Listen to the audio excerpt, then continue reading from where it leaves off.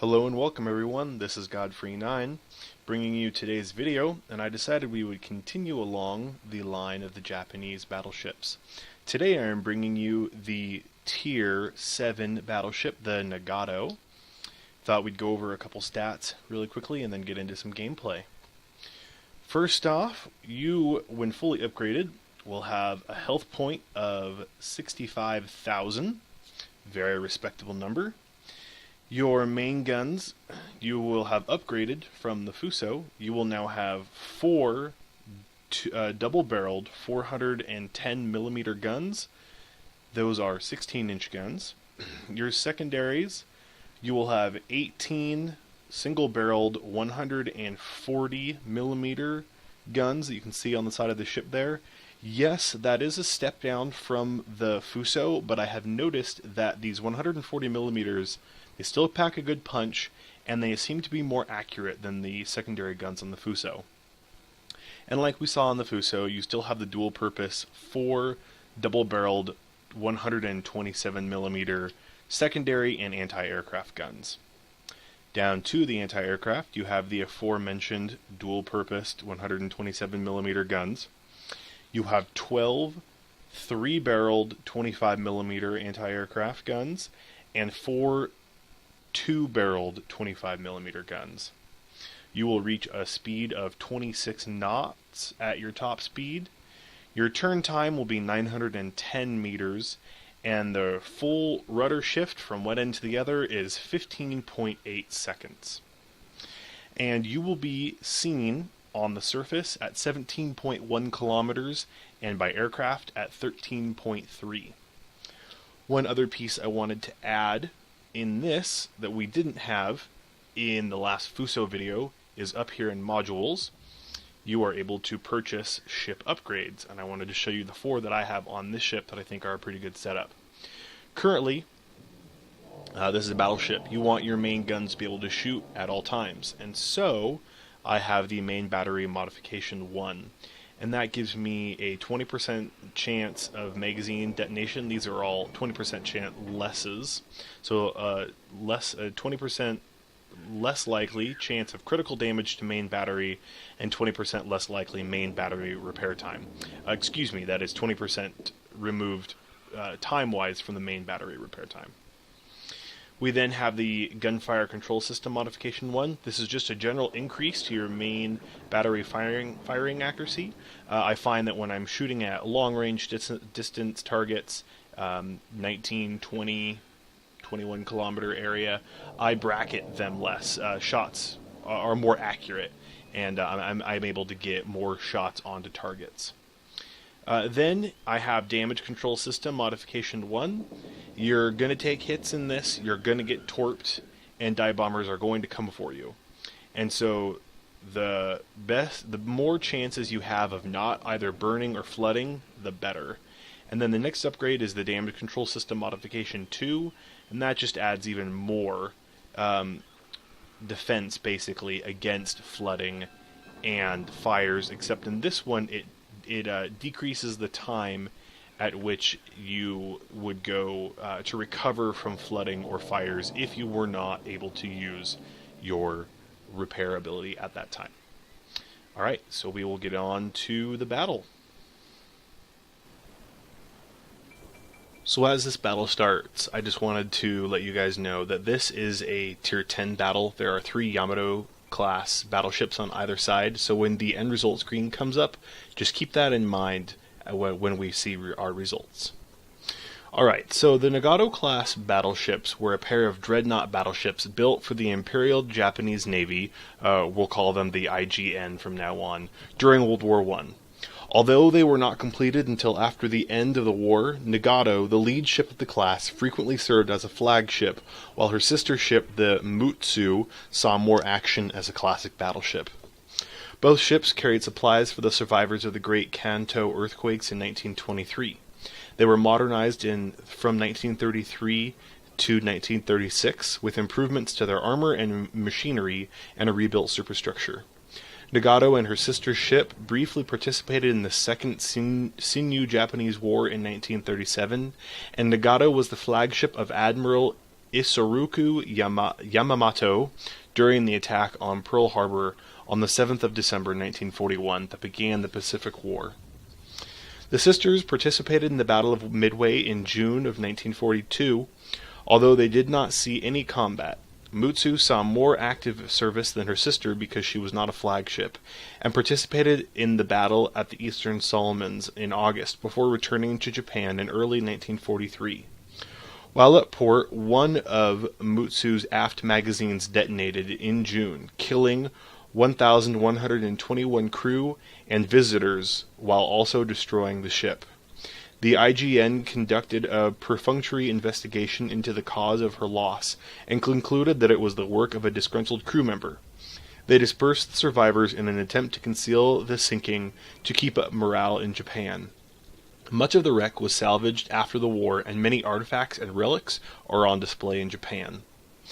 Nagato spent most of the first 2 years of the war training in home waters. She was transferred to Truk in mid-1943, but did not see any combat until the Battle of the Philippine Sea in mid-1944, when she was attacked by American aircraft. Nagato did not fire her main armaments against enemy vessels until the Battle of Leyte Gulf in October of 1944. She was slightly damaged during the battle and returned to Japan the following month for repairs. The IGN was running out of fuel by this time and decided not to fully repair her. Nagato was converted into a floating anti-aircraft platform and assigned to coastal defense duties. After the war, the Nagato was selected to participate as a target ship in Operation Crossroads, a series of U.S. nuclear weapon tests held at Bikini Atoll in mid-1946. Operation Crossroads began with the first blast, an air blast, on the 1st of July 1946. Nagato was not close to ground zero and was only lightly damaged.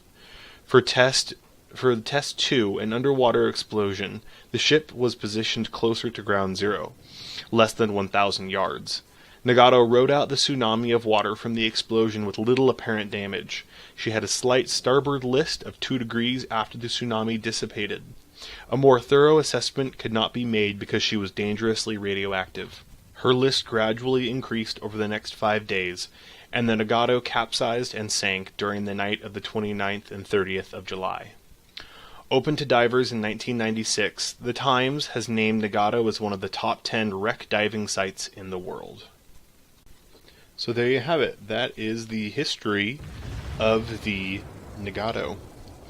Now we're going to get on to this video.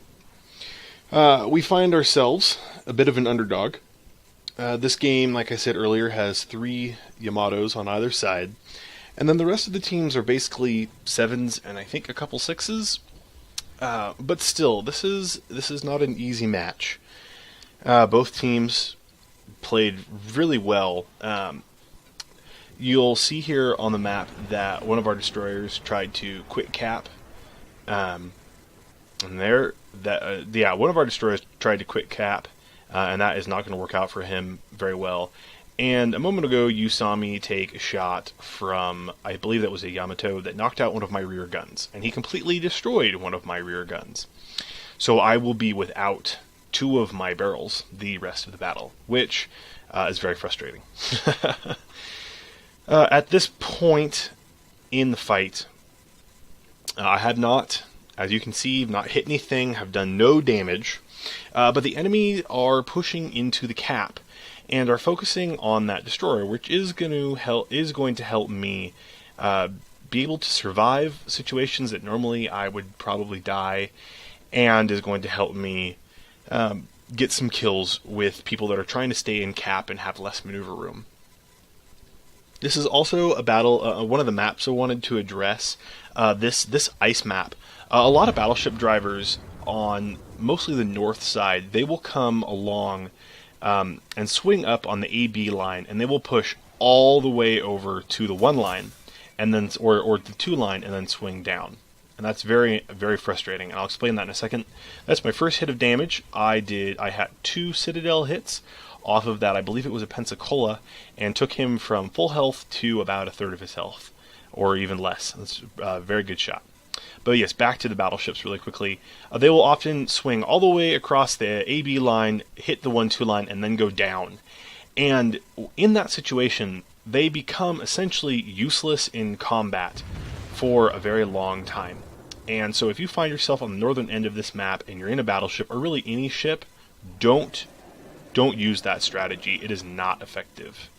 Shots incoming again on this Pensacola that I really hurt, and we miss. Darn. It was a rush shot. I didn't think I was going to hit, but it was worth a try. And then same for the ships here on the south. Very often the battleships will swing up and they'll go up the 1-2 line, and those 3 large icebergs, they'll get lost on the west side of those, and again their guns become ineffective and useless, and really cause problems for their team, because they can't be useful in the game until they get away around, and that's a pretty good distance. Right here, I believe that is a Sims that I'm taking a look at. He has just dropped torpedoes. Either a Sims or a Farragut. And so I'm going to keep an eye on him as he works his way around this iceberg. And I am, as you can see, I'm turning to starboard. I don't want to go any farther north because I don't want to become useless, because my guns won't be in range anymore. And I want to keep the distance, because my biggest advantage against the Yamatos is keeping range, because range takes accuracy down, and those guys have huge guns and they can kill me. Here comes this destroyer around the corner, and unfortunately I don't have HE loaded, but I have AP, and I give him lead, and letting the guns fully load and fire. And he does not get torpedoes off, if I remember correctly, and that's my first kill. So that's good. I just dodged that torpedo spread that was launched, I believe, previously by that destroyer. And so we are going to get moving again. Take a couple shots, but that's alright. It's not a whole lot of damage. Enemy ship in front of us here. He's in cap. They don't have any cap points because we keep shooting at them, but I start lobbing some shells his direction. And on the map, I've just noticed that there is a cruiser making its way towards me on the F line. And I'm going to keep an eye on him. You can see I just switched my target to him. Back to the battleship really quickly here. And here comes some shots. I believe he is an Atlanta. Do excuse me, I'm watching this on a much smaller screen, and so I'm not totally sure. But his rate of fire would say he's either a Cleveland or an Atlanta. Alright, again, turning to starboard, just trying to find position. I'm going to take some shots at this battleship here.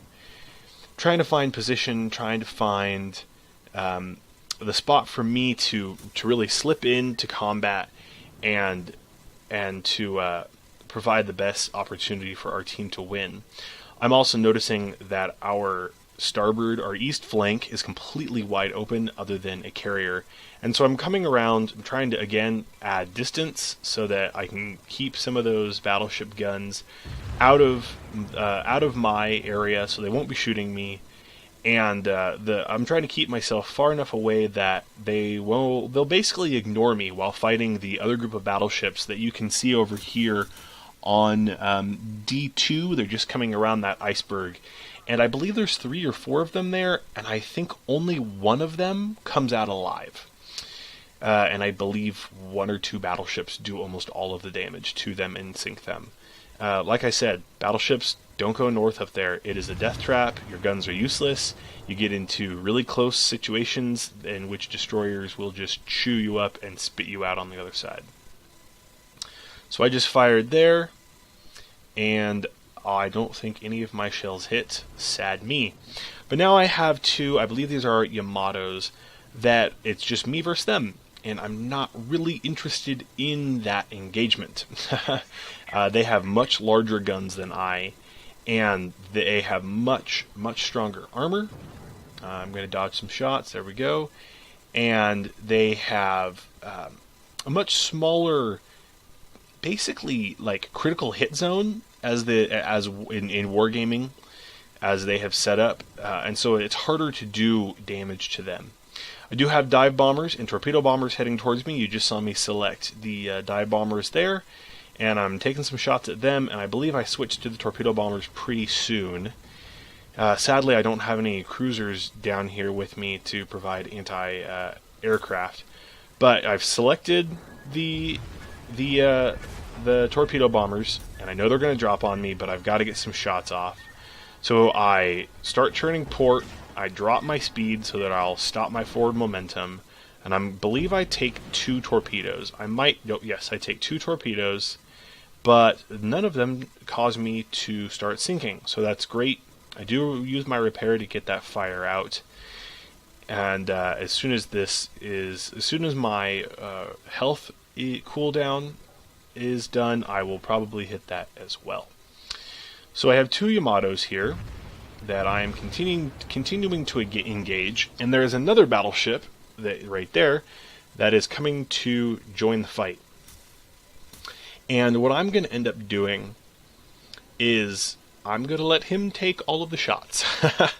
I drop in behind him and start pushing towards the cap because I see we're getting capped out there and I don't really see anybody having the advantage to attack it.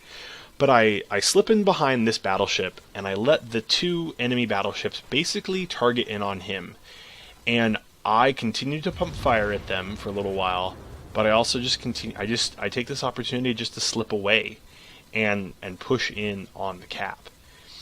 Up north, we'll go really quickly here to, they're now on the D3 line. There are 3 ships there. I believe one of them was a cruiser that came up from farther down south, and then 2 of the battleships. And as you can see, there were at least 3, I believe 4 battleships that originally went that direction, and they are now gone. And I believe, we just lost another one of them. That area up there is a death trap for big ships. There's no maneuvering range, and you have to get in really close to get into fights. And in that situation, that is just not working out very well for our team up there. They are going to end up killing that enemy battleship, but at a very high cost. So the enemy currently has a Nagato on cap. He is a mostly full health or completely full health Nagato.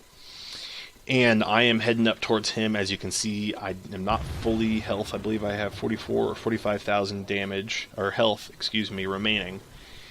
And but at this point, I figure I've got to get in. I've got to get my guns in combat, and hopefully that I believe that cruiser is a Pensacola, and the other battleship, which I believe is also a Nagato, will get in and be able to help me. The battleship that came in to fight these 2 Yamatos is still in combat with them. And I believe he ends up killing both of them if I'm not mistaken. And he does well. I've fired off some shots, but I don't really think very many have hit. Really, what is coming is this battle in here in the B cap. We just lost the cruiser that was over here. The Nagato in cap, I believe, one-shot him, or close to one-shot. And you'll see that in chat here in a minute. That Pensacola captain says something to the effect of, wow, one shot or whatever. And finally, I'm back engaged. I come around this iceberg, and I'm getting ready to fight this enemy battleship here. Lucky for me, his guns are not pointed at me. And I have a horrible bracket. I slow way down here because I want to have every opportunity to shoot at him. But I do decide I am going to speed back up, and I'm going to get around this iceberg and come at him again. There are torp bombers and dive bombers coming in, but they are going for my ally ship. And there is the enemy aircraft carrier, and we're going to need to remember that enemy aircraft carrier. He is very important to the enemy team as the battle comes to an end. So we hit him 4 times there, and one of them was a critical damage. Our friendly Nagato just took several torps and went from a lot of health to a lot less health. Shortly in chat, I'm going to tell him basically I'm going to go in. I've decided at this point, it's just me and that Nagato. I've got to get in close and let my secondaries get to work. And so I'm going to tell him shortly in chat to basically keep firing. I'm going to go in, distract him, and just try to I've got more health than him. I used my Y ability a while back.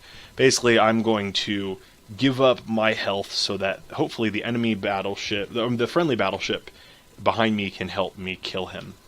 Just selected the dive bombers. I don't think they go for me. I think they end up going for our friend in the other battleship. And we're almost within secondary range, and shots go out.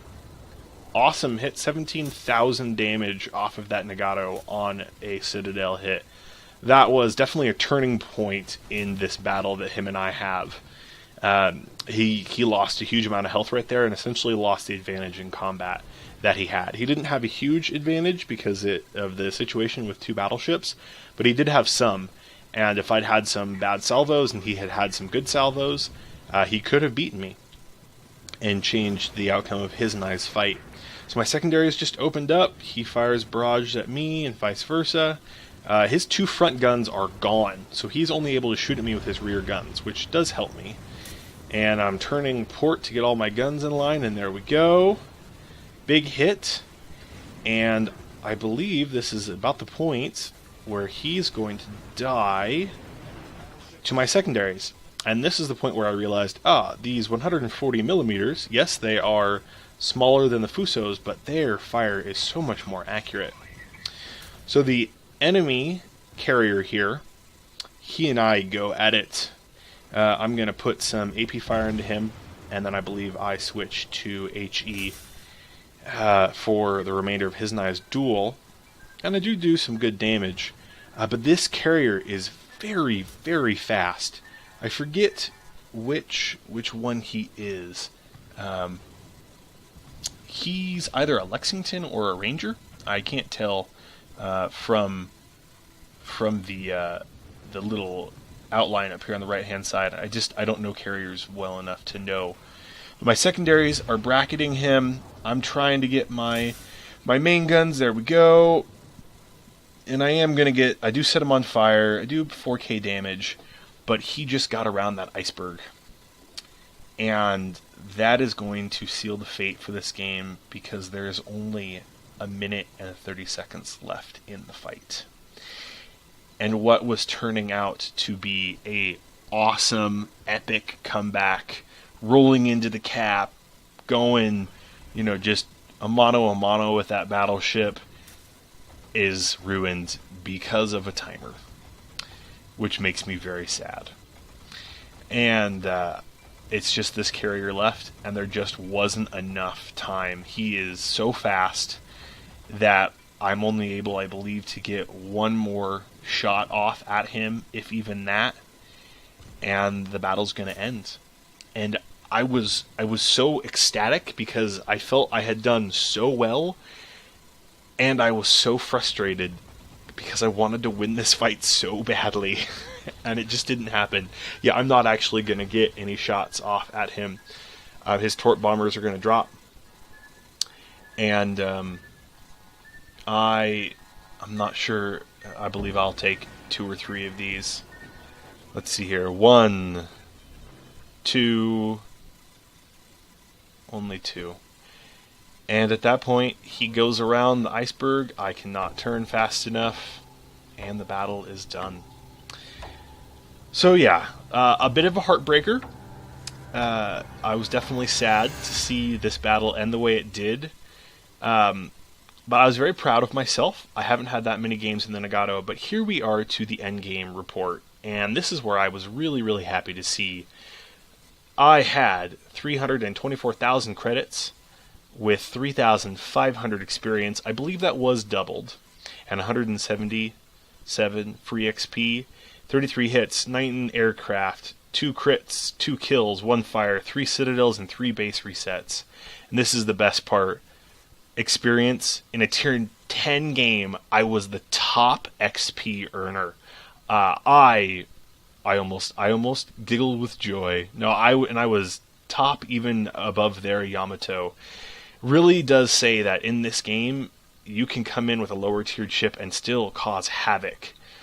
And I did over 80,000 damage with my main guns, and over 9,000 damage with my secondaries. Took a pretty good amount of damage there, and ended up making 283,000 credits out of that battle. So that is the battle in my Fuso. I I very much like this ship. It is growing to be my fast favorite. I really like the Fuso, but I am really liking the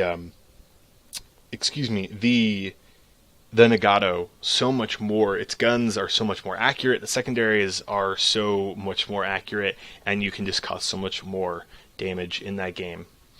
Well, I hope you enjoyed this battle. I sure had a lot of fun playing it and recording it. And until next time, have a good one. I hope to see you on that battlefield.